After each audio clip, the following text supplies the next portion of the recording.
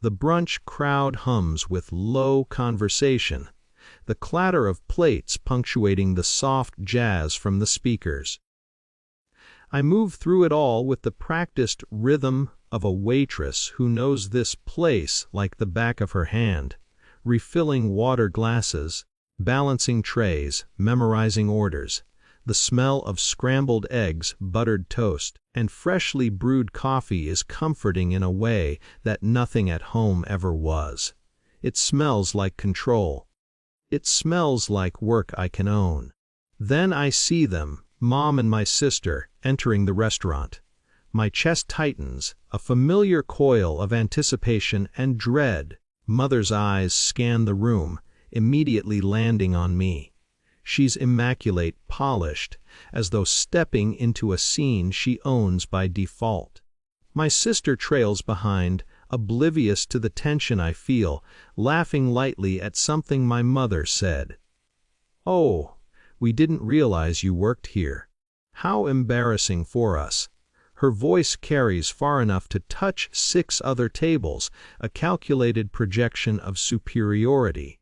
I feel the heat rising, the familiar sting of being publicly dismissed, but I stay still. I've learned the hard way that immediate reactions, anger, tears, snapping back, serve only to reinforce what they expect of me: invisibility or humiliation. I pick up the menu in front of me.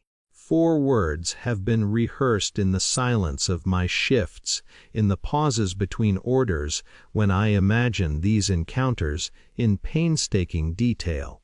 I'm here to help. The words land evenly, matter of fact controlled. They don't beg approval. They don't invite argument. They convey a subtle leverage, a quiet acknowledgement that I exist not as a subject to be embarrassed, but as a competent adult with authority in this space. For a moment, everything else fades: the clink of silverware, the hum of conversation, the jazzy background music. I feel the silent ripple of attention, small but perceptible, as other diners glance toward the source of the disturbance. Mother's expression tightens, her smile falters. My sister freezes mid-laugh, fork suspended. Then the manager appears. His steps are quick, deliberate, a disruption that shifts the unbalanced tension. He stops at their table and begins speaking politely but firmly, clarifying the restaurant's policies and tipping etiquette, ensuring my work and presence are respected.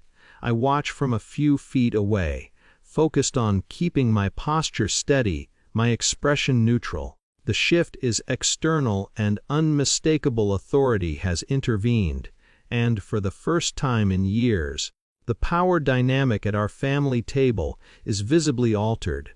I return to my tasks without comment, letting the manager's words and demeanor reinforce the quiet dignity I've maintained all along. Inside, a mix of relief, subtle triumph, and lingering resentment settles over me. Pride is there, yes, but tempered with the awareness that this isn't a permanent shift. Mother may continue her favoritism in other contexts, and my sister may still have her moments of unearned advantage. The victory is real, but quiet.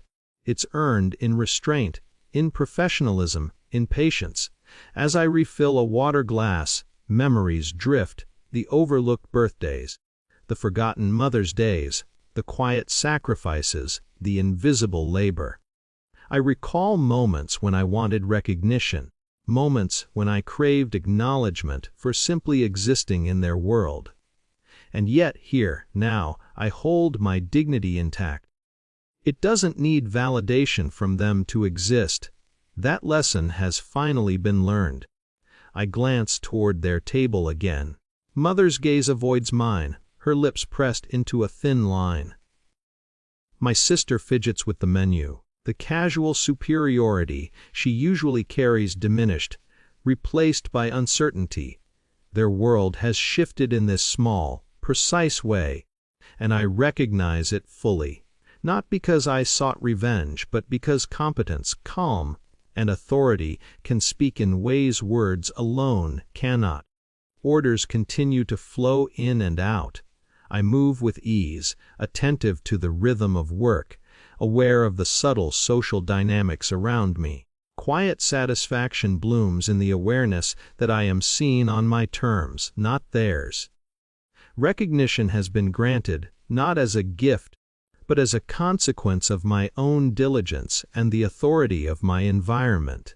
There's a tension that lingers, a faint echo of old hierarchies. Mother and sister will still leave the restaurant, still carry their assumptions, but they leave altered. For the first time, I sense that my existence, my work, my value are not contingent on their approval. It's a powerful feeling, subtle and contained. By the time they depart, the restaurant returns to its usual cadence. Laughter and conversation resume. The soft jazz resumes its unremarkable background role. I wipe down a counter, listening to the hum of the room, the rhythm grounding me.